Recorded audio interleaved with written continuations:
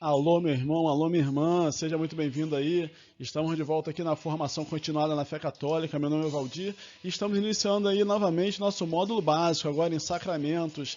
Estamos indo para a nossa aula de número 3.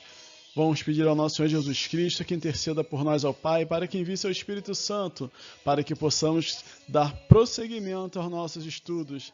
Estaremos reunidos então em nome de um Deus que é Pai, Filho e Espírito Santo. Amém. Iniciando aí com a Eliana Ribeiro. Olha aí, para quem não conhece, Eliana Ribeiro é uma cantora católica muito boa para quem quer ouvir umas músicas aí de adoração, quiser pular também, quiser sentir o amor de Deus através da música, procurem aí Eliana Ribeiro. Só lembrando que estamos no módulo básico. Na última aula aí, nós vimos a divisão dos sacramentos com a iniciação cristã, cura e serviço, beleza? Lembrando que iniciação cristã, batismo, crisma, eucaristia. E aqui, cura, penitência e unção dos enfermos. Serviço, ordem e matrimônio. Então aqui, ó, na iniciação cristã, batismo, crisma e eucaristia, estamos falando sobre o batismo. Primeiro nós vimos alguns conceitos aí relacionados à fraseologia, alguns conceitos, né? Se vocês lembrarem da primeira aula sobre símbolo, né? Nós vimos a etimologia de algumas palavras, nós vimos o que a água representa, o simbolismo da água dentro do Antigo Testamento, dentro da Bíblia. Então, todos esses conceitos são importantes para que a gente possa entrar realmente na questão do batismo e do sacramento. É muito importante. Então, iniciando aí, nós vamos falar sobre o batismo. Dando continuidade, pessoal, a gente está vendo aqui, ó, instituição do batismo por Cristo. Muita gente gosta de ficar questionando, né? Falando assim, mas onde é que está escrito que foi Cristo? Olha só, vou dar aqui uma fundamentação bíblica. 3. Uma relacionada aqui com João Batista, a outra com Nicodemos e a outra com a questão da missão dada pelo próprio Cristo. Aqui João Batista, lá em Lucas 3,16, espero que você esteja com a palavra de Cristo aí, Lucas 3,16, ele diz assim, ele tomou a palavra dizendo a todos, eu vos batizo na água, mas eis que vem outro mais poderoso do que eu, a quem não sou digno de lhe desatar a correia das sandálias. Ele vos batizará no Espírito Santo e no fogo. Ou seja, João Batista, ele estava pregando lá, né? Aí veio a multidão perguntando, tu é o Messias, tu és o Salvador. E João Batista, na sua humildade, falou, não sou o Salvador, olha só. Eu vim aplanar os caminhos para aquele que é muito maior do que eu. Então, nesse texto de João Batista aí, ele fala, ele vos batizará no Espírito Santo e no fogo. Tá? Para quem acompanhou o exercício que eu deixei lá no canal, lá do Telegram, eu deixei 4 leituras lá para vocês fazerem, que são as 4 leituras que falam sobre o batismo de Jesus Cristo. Então é importante que vocês leiam, analisem os evangelhos, analisem lá o que dizem os sinóticos, o que diz o evangelho de João, para que possa internalizar esse conhecimento, tá bom? Então, o outro passo que eu vou dar aqui com vocês, ó, é com Nicodemos. Vamos lá? Então, pessoal, falando aqui sobre Nicodemos, lá em João 3, tem esse versículo aqui, ó. Quem não nascer de novo não poderá ver o reino de Deus. Mas vamos lá. Quem era Nicodemos? Olha, Nicodemos era um homem entre os fariseus que fazia parte do Sinédrio. Sinédrio, o que é Sinédrio? Olha só, na Palestina, sob o domínio romano, o Sinédrio era o seguinte, era uma assembleia de anciãos e da classe dominante, tá? E que diversas funções políticas, religiosas eram atribuídas a eles. Ou seja, eles eram como se fosse uma corte legislativa, né? Eles faziam as leis, e judicial, ou seja, eles julgavam. Então ele fazia parte do grande sinédrio. Então Nicodemos era uma pessoa importante, porque ele fazia parte daqueles que decidiam sobre a vida dos judeus. E ele estava indo procurar Jesus porque tinha ouvido falar que Jesus era o quê? Ele era um grande sábio, era um mestre. E olha só o que Jesus falou. Está aqui, ó. Vou dar uma lida aqui, tá? João, lá no capítulo 3, aí fala, né, que este foi ter com Jesus de noite. No caso era Nicodemos. Rabi, sabemos que és um mestre vindo de Deus. Ninguém pode fazer esses milagres que fazes se Deus não estiver com ele. Aí Jesus replicou-lhe, em verdade te digo, quem não nascer de novo não poderá ver o reino de Deus. Só que aí, gente, o que Nicodemos fez? Ele, na sua pequenez, né, ele pensando como o homem, pensando ali no material, ele falou, mas Senhor, como é que o homem vai nascer de novo? Ele vai entrar lá no seio da sua mãe novamente para nascer? Ou seja, como que aqueles homens pensavam naquela época? Eles pensavam em uma coisa material. Aí Jesus continua, né, a palavra do Senhor continua, aí Jesus responde, em verdade te digo, quem não renascer da água e do Espírito não poderá entrar no reino de Deus. Então, meus irmãos, olha só, ele falou de água, falou de Espírito e falou de renascer. O que é isso? Meus irmãos, isso é o batismo. Batismo. Entenderam? Ó, então, a leitura completa, se vocês quiserem, está lá em João, versículo 3, ok? Mas só para lembrar aí, ó, falei de Nicodemos, falei o que era o sinédrio, falei que ele era fariseu, e falei o quê? Que Jesus falou, quem não nascer da água e do Espírito. Vamos lá para o próximo? Dando continuidade aqui, meus queridos, aqui da instituição do batismo por Cristo, nós vamos falar agora da missão, tudo bem?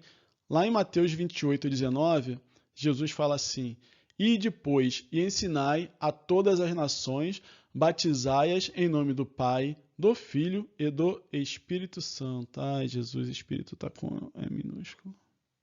Então, pessoal, ó, pronto. Agora o ficou maiúsculo. É o Espírito Santo raiz, ó, com E maiúsculo. Então, só dando continuidade, tá? Desculpa a brincadeira aí, que para editar dá mó faxina aqui, mó trabalheira. Então, tô indo embora aqui, tá? Desculpa aí a brincadeira, pô, mas Espírito Santo com E minúsculo não rola, né? Então, mudei aqui, porque é o respeito que ele merece. Então, aqui em Mateus 28, essa leitura que acontece após a ressurreição de Cristo. Ou seja, Cristo foi crucificado, morto, sepultado e ressuscitou. E ele falou isso, foi o Cristo ressuscitado. Olha que maravilha! Ele deu um novo envio aos discípulos. Então, lá em Mateus 28, a partir do versículo 16, a gente vai poder ler isso aqui, ó. Os 11 discípulos foram para a Galiléia, para a montanha que Jesus lhes tinha designado. Quando o viram, adoraram-no. Entretanto, alguns hesitavam ainda. Mas Jesus, aproximando-se, lhes disse, toda autoridade me foi dada no céu e na terra. E depois, ensinai a todas as nações, em nome do Pai, do Filho e do Espírito Santo. Ensinai-as a observar tudo o que vos prescrevi. Eis que estou convosco todos os dias até o fim do mundo. Ou seja, nós vimos aqui com João Batista, com Nicodemos, e após a ressurreição de Jesus, que ele encaminha, ele dá uma nova missão, um novo envio aos seus discípulos, e manda o que? Ele dá uma determinação, ó, batizai-as em nome do Pai, do Filho e do Espírito Santo. Então, quando alguém perguntar para vocês assim, mas onde é que está na Bíblia que foi Cristo que instituiu o batismo? Gente, olha só, Aí já começa, né? João Batista, Nicodemos e a missão que ele deu após ressuscitado. Tudo bem? Então guardem isso aí, façam as anotações e vamos aí para a nossa próxima etapa. Tomou sustinho, né? Você estava cochilando e tocou a campainha. Acorda, meu irmão, vamos prestar atenção na aula aí, hein? Não dorme não. Agora nós vamos falar dos efeitos do batismo. Olha só, os diferentes efeitos do batismo, eles são significados, tá? Pelos elementos sensíveis do rito sacramental. O mergulho na água faz apelo ao simbolismo da morte e da purificação, mas também da regeneração e da renovação. Vamos lá, quais são os efeitos do batismo? Os efeitos do batismo estão aqui, ó. Purificação do pecado e novo nascimento no Espírito Santo. Só lembrando que eu não estou inventando nada não, tá? Isso aqui está no Catecismo da Igreja Católica, lá no número 1262. Dando continuidade aos efeitos do batismo, né? Os dois efeitos principais são a purificação dos pecados e o novo nascimento no Espírito Santo. Então, quando somos batizados, nós temos a remissão dos pecados. O que significa isso? Que o pecado original e todos os nossos pecados pessoais, eles são apagados. Isso mesmo, nós ficamos limpinhos, tudo bem? Então, o que acontece? Aqueles que foram regenerados com o Espírito, que foram perdoados, não resta nada que os impeça de entrar no reino de Deus. Nem o pecado de Adão, nem o pecado pessoal. Tá? E nem as sequelas do pecado, das quais a mais grave é a separação de Deus. Vendo aqui, então, ó, mais um dos efeitos do batismo é a transformação em nova criatura. Ou seja, você nasceu de novo pelo batismo. O batismo não purifica somente os pecados, mas faz do neófito uma criatura nova.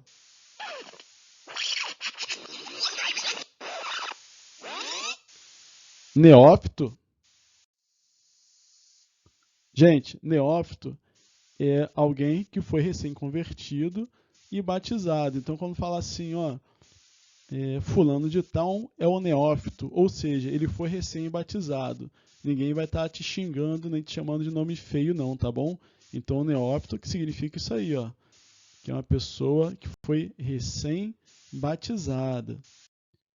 Esse neófito deixa de ser uma criatura de Deus e passa a se tornar um filho de Deus, um filho adotivo que se tornou participante da natureza divina, membro de Cristo e cordeiro com ele, templo do Espírito Santo.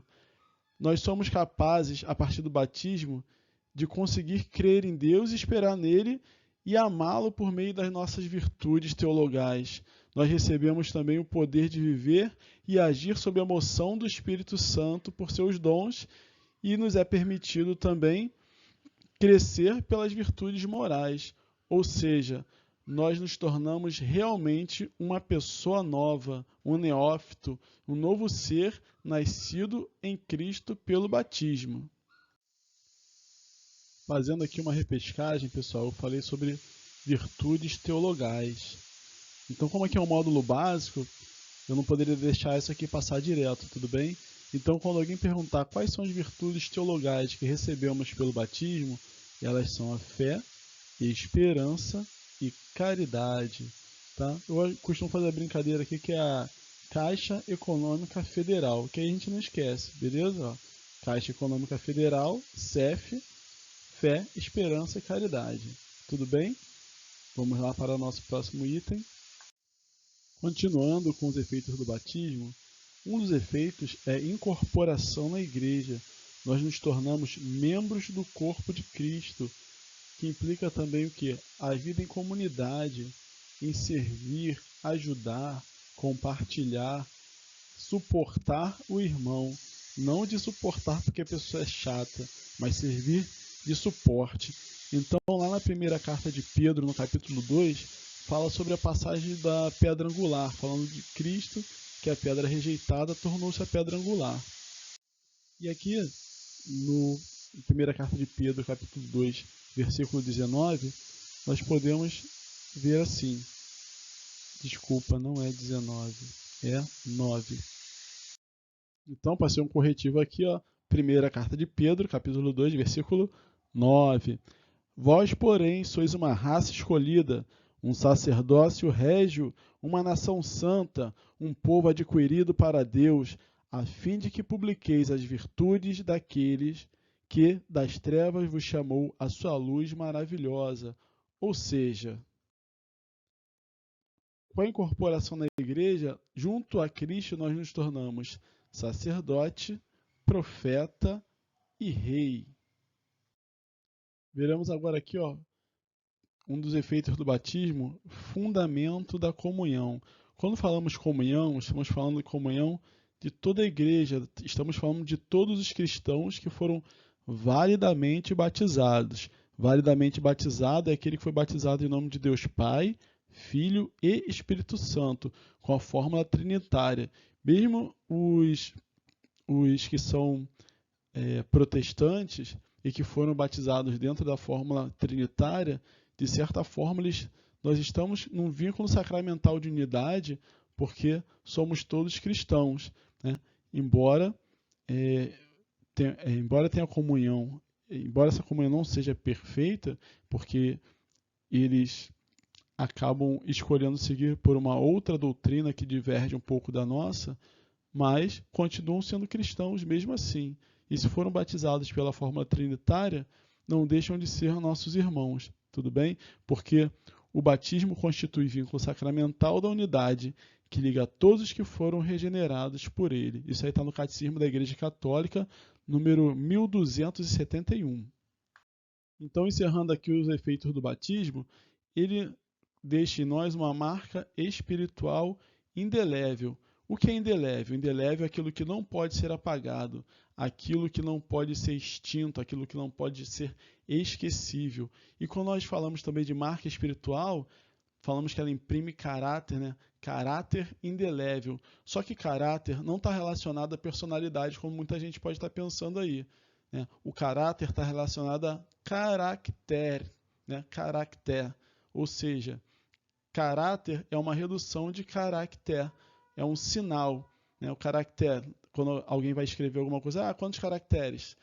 X caracteres lá, 180. Então tem 180 letrinhas lá, os sinais. Então, da mesma forma, o caráter está relacionado a isso aí, a um sinal. Então, o caráter indelével é um sinal que nunca pode ser apagado.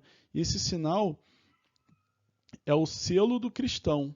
Tudo bem? Ele é um sinal espiritual indelével. Ele nunca pode ser apagado. Uma vez batizado, esse batismo fica para sempre. E é essa marca, para todos aqueles que conseguirem permanecer fiel às exigências, né, do batismo, caminhando nos caminhos do Senhor, que somos marcados pela fé, é aquilo que vai nos levar à salvação, porque nós teremos o nosso selo, o selo do Senhor, Dominicus Caracter.